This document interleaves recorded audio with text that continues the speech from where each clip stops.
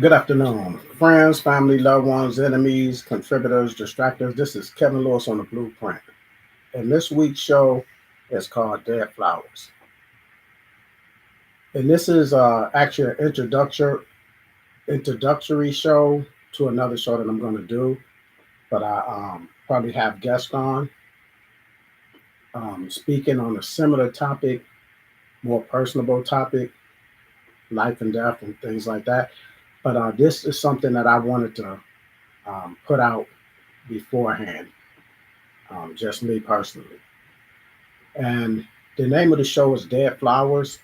And this is a show basically about our values, the balance of our values, putting our balance in life and death, and those things that we give value to, or those things that we neglect to give value to, or seem to neglect by our actions. And this is probably going to be a more philosophical show than I've normally have, that I've probably gotten away from. But this show, I want to talk about our values, our value in life, and our value in death.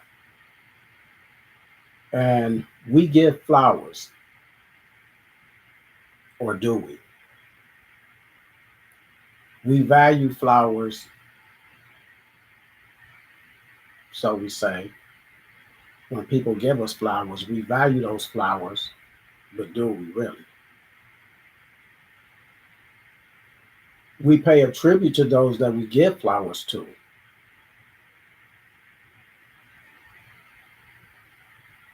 And I want to reflect on that. Many times, many of us say that we hear people say, we wish we could live forever. No one wants to die. No one wants to see their loved ones die. If we put such a high value on life, that must be reciprocated in the value for the necessity of death. Everything in our solar system, our galaxy is a balance. There's a balance. We as individuals must have a balance in the life that we live.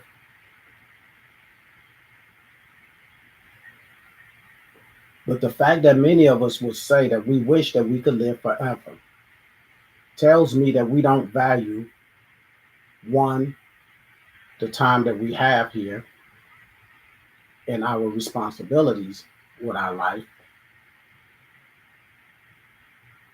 and two, that we don't really value death, the necessity of that.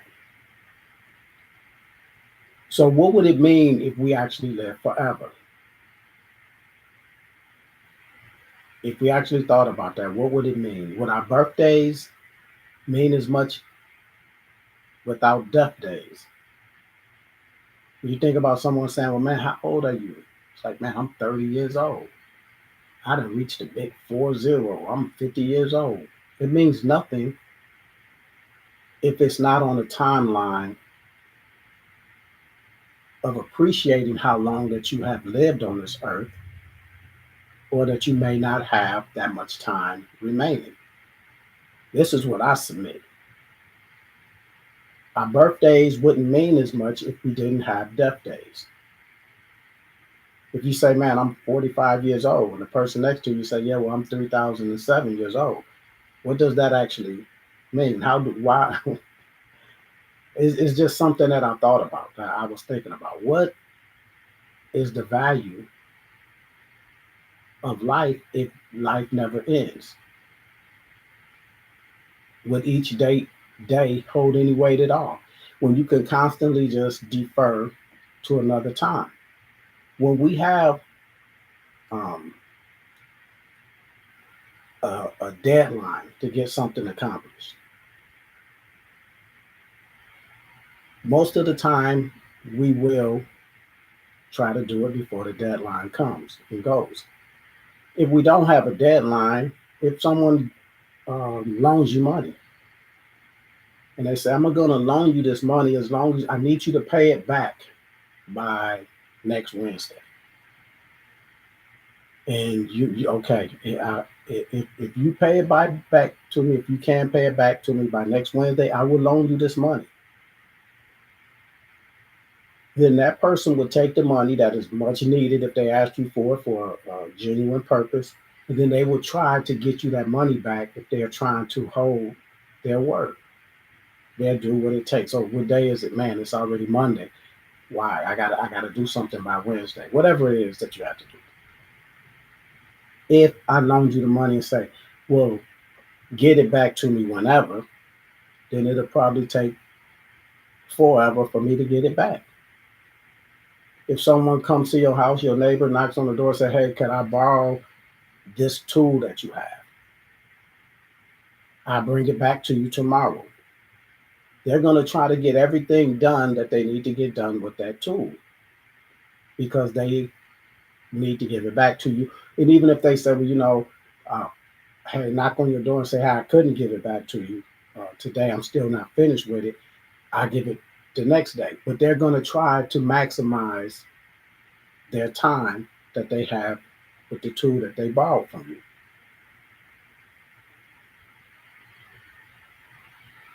And if we live forever, we would have to have everlasting resources.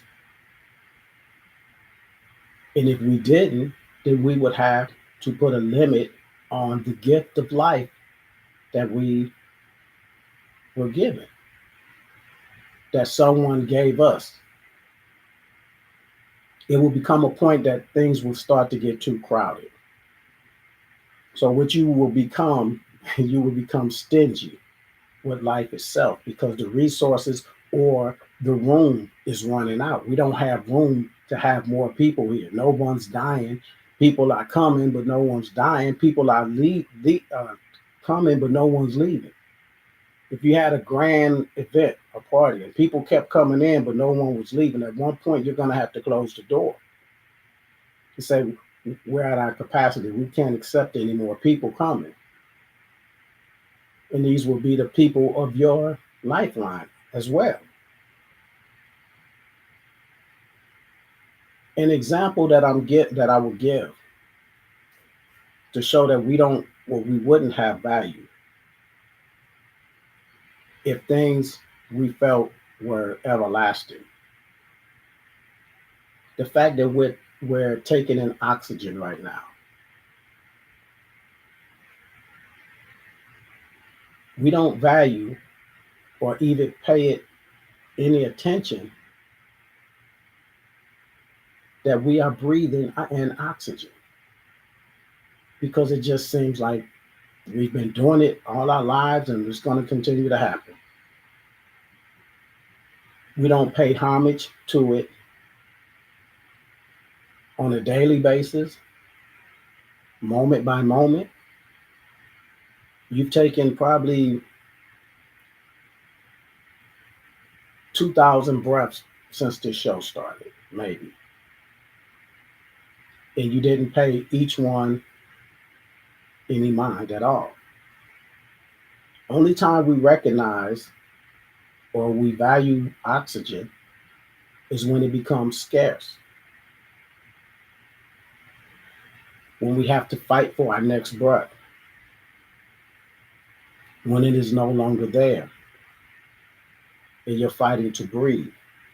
Then we place a value on oxygen. And that will be my prime example of how we take things for granted. We would take life for granted if we didn't die. So my question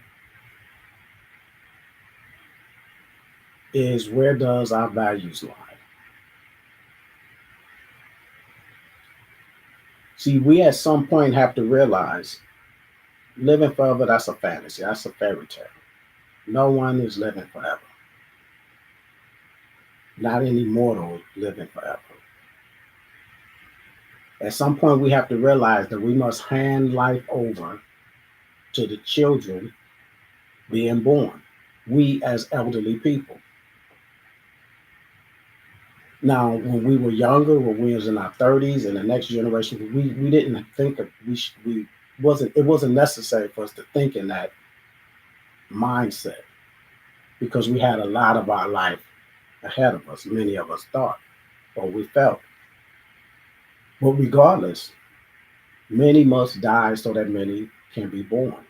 We have to make room for those coming in. And if we think in that manner, I think it'll change the way that we live and go about the life that we have. That many of us don't like to think about our own mortality, our own death. And many of us are having to look at that in our parents and things, or our grandparents, or whatnot. But I'm talking about changing the way that you think about death and life, or life and death. Life comes before death. And of course, we value people we love. Their lives mean the most to us, and we don't want to see them go. But that is a necessity. I remember posting a picture, and I had my grandson on my shoulders, and we both had my son's jersey on at a viewing party, a football game viewing party that he was playing.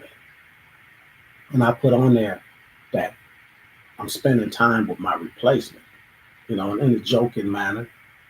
But I kind of like the guy, and I likened it to when you have a job and they bring in other people in that's going to someday replace you. And I think I put something, I'm training my replacement, um, the new guy on the job, but I kind of like him. And even though I was saying that in a joking manner, that's how I see them. So I see myself as someone that has to die so that they can live. But while I'm here, I have to make the most and do the best with the time that I have. And that goes with my kids. I may have not lived to see my grandkids, but the time that I had to do the most or make the most out of it, have the most impact while I'm here because we're not promised tomorrow. And I don't go about life as if I got days to waste. So I try to maximize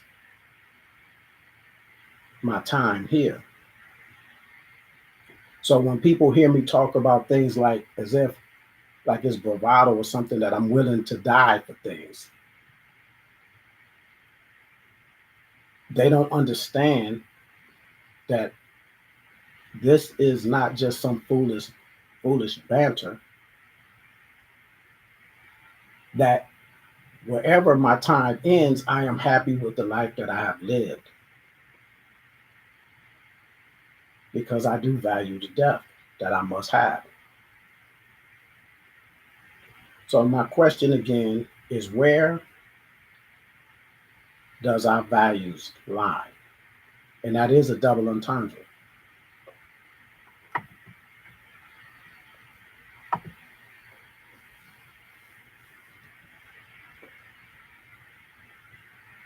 When someone gives someone flowers or roses, I like to think of a man giving a woman flowers or roses. I say roses. Anyone could give someone flowers, and sometimes we mean that in a different way. Give someone their flowers while they're here. When someone gives someone a rose or a bundle of roses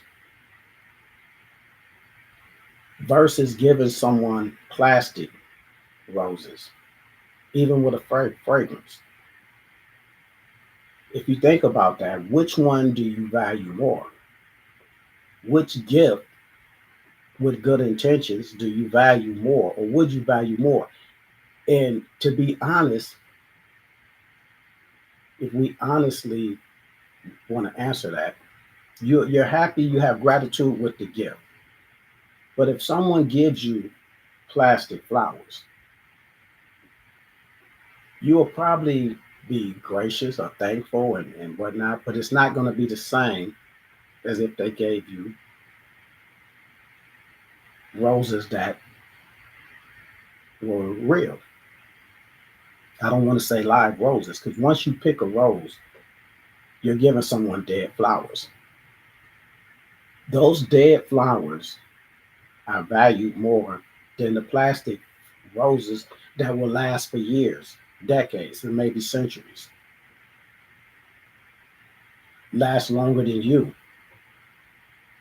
You value that which will no longer be here within 10 days, that you would try to preserve, not the life of, you're not keeping it alive. You could put it in water. All you're doing is preserving or delaying the decay. But you value the real roses more. One which will continue to die in your possession over the one that will last basically forever. I want to thank Sakina for showing up. She gave the greetings. Walaikum assalam, sister, and I appreciate Aisha for showing up as well. So I'm gonna. It's a quote that I want to give y'all from an Indian philosopher. They call him Osho.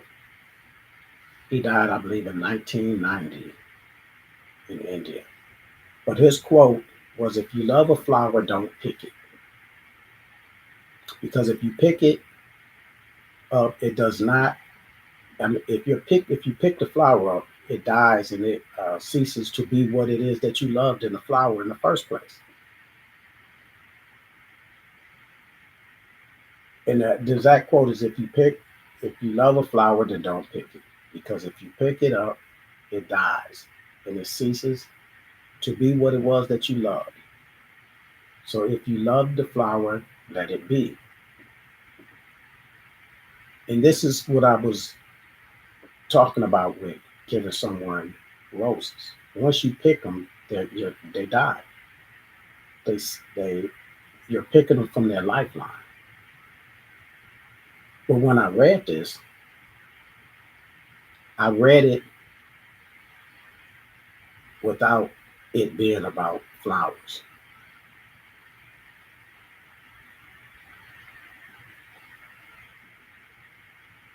We have been picked in our life. When we give someone flowers, we are giving them a gift and showing them some type of appreciation, some type of love, uh, remorse, sympathy, depending on the occasion. And if you just give someone flowers out of the blue for no apparent reason that they will be looking for, then that just shows that you were thinking about them and that you care about them in some form or fashion. When I read this quote, it had nothing to do with me. I know what he probably intended, but to me, I read it and it had nothing to do with flowers. Because I feel that we have been picked and we have a certain amount of time that we are here before we will perish. And during that time that we are here, we will cease to be what we were in the days, in the years, and the decades before our time is up. And just like those roses that people give other people as gifts, at one point they're going to take them out, they're going to throw them in the trash. But that memory in the moment that that person shared with you when they gave you the flowers, the moment that you received those flowers, stamped itself in time. And you preserved it so you can look back on it and say, this is the flower. You could have got the flowers and threw it to the side. And that probably wouldn't have shown appreciation, but they were going to die regardless. So we think they were already dead. But we keep those flowers with us until it's time to throw them away. And I submit to you, my thoughts philosophically is that we have been picked for life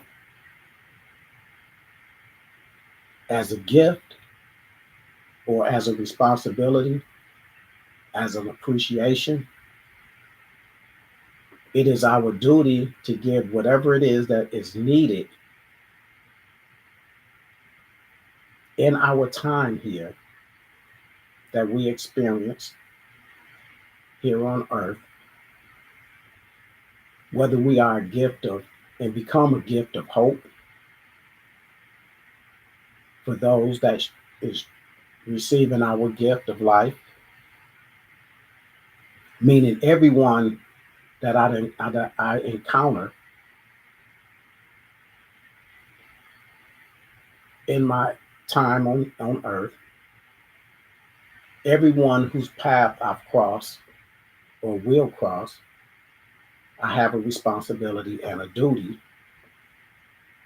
to be hope, joy, love,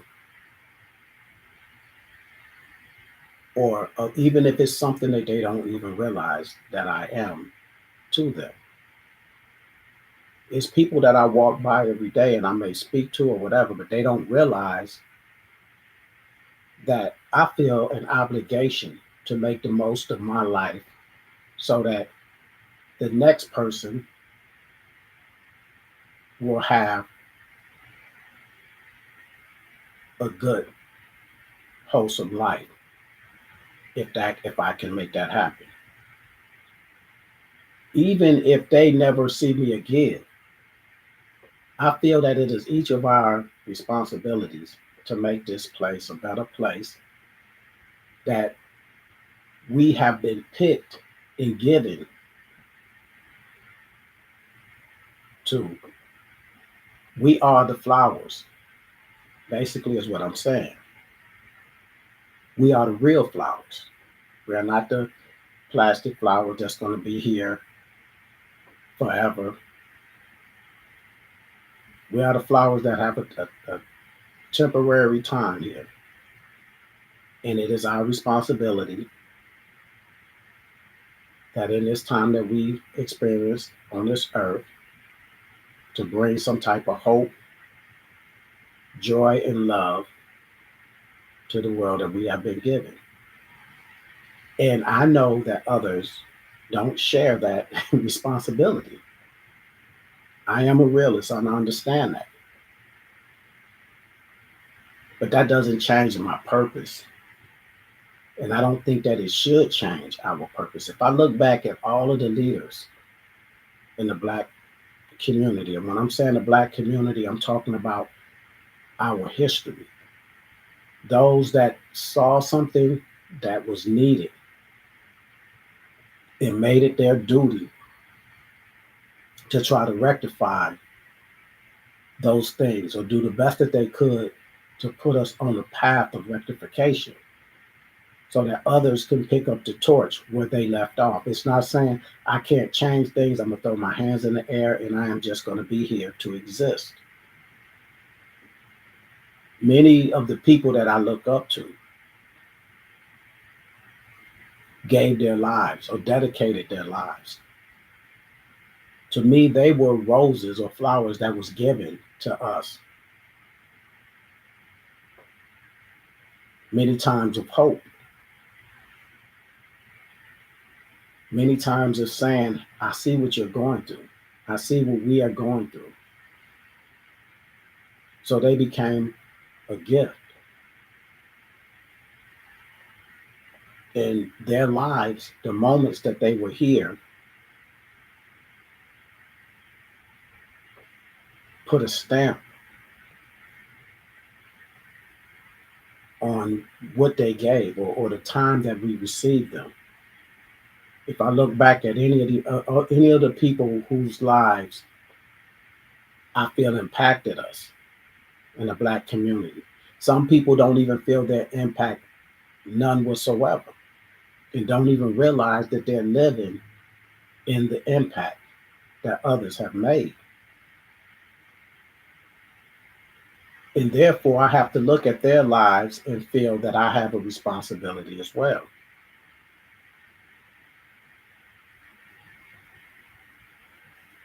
There's a quote that many attribute to Anne Frank, which she didn't really say, but it's a valuable quote to me. It says, "Dead people receive more flowers than the living ones because regret is stronger than gratitude." That's a beautiful quote, but I look more so at the regret and the gratitude. Dead people receive more flowers than the living because people are impacted by regret more than they are impacted by gratitude. Meaning that being gracious for those that are here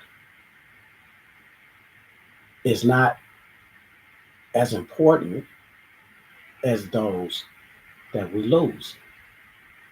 We show appreciation once someone is no longer here to appreciate. Just as I gave the example with oxygen, we don't value oxygen. It is much needed for us to be here. We don't value that until we are put in a point where we can't breathe, we're drowning, or whatever happens.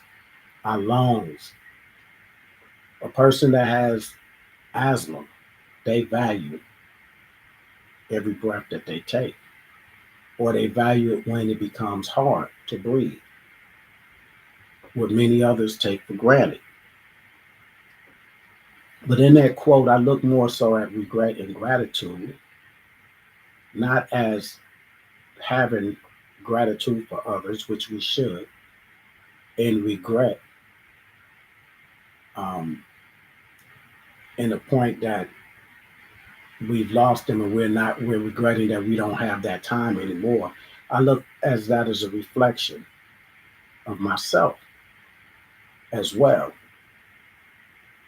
The regret is realizing to me that if someone doesn't realize half of your potential and your responsibility of the gift that you are to this world, if you're not even realizing half of that potential, not seeing your potential at all, is doing whatever it is that you can do, being a gift of flowers to everyone that you come across, or a gift of flowers to this world. That should be something that is regretful. When you're just spending your time just to look around and enjoy life, and then you die without trying to change things or things that need to be changed, recognize those things that need to be changed, and try to do something about those things that need to be changed for those that we are passing the torch to, instead of regretting and trying to delay the day that we die. The regret should be not maximizing the time that we live. And I believe if we did that, it would make our lives so much more enjoyable. I think the gratitude in this quote, the regret versus the gratitude, is appreciating the fact that you are a gift given to this world. Just as someone picked the flowers and gave it to someone else for whatever reason that person may have needed the flowers. The fact that you are that gift, that you are picked with life to ingratiate someone or ingratiate the world in some form or fashion and make a difference with the time that you have so that you may be remembered by those who received you as a gift. Just as we remember the moments when someone gave us flowers. that accented, that underlined the moment. That made the dinner, the ambiance more enjoyable, more romantic. That made the pain more bearable. That you went out of your way and gave someone flowers in a time that it was needed. We have to see ourselves, or we should see ourselves as the flowers that is needed at this time that we are on this earth, and make the best of our time. And therefore, we will value or welcome the death that is inevitable if we maximize the time that we spend and we imprint this world with our efforts. After this show, I'm gonna go see my dad. My dad has been bedridden for the last maybe 3 years. And as I look at him, it's not a sad thing because I remember him and his brilliance or at his pinnacle. And I'm not saying he lived a perfect life or anything like that, neither have I. But when I go see my parents and I know that their time is drawing near, it's not, I don't look at them with sorrow or anything like that. I look at the impact that he made on my life, whether he meant to do it or not. I look at the gift of the flowers that was given. And even as they wilt and they wither, and it's a time to put them away, the moments are stamped in time in a way that he probably don't even realize that I am trying to carry on in my time here. I appreciate everyone that showed up. I'm sorry this is a short show. But hopefully I'll have a better show for y'all next week. I have something in mind, and if it can't manifest, then I'll delay it for another week or so. But I'll try to get a show. But I needed to get this one out in order to have another show that's going to be dealing with life and death and the things that we have to go through. I appreciate y'all. Thanks. Kevin Lewis on the Blueprint.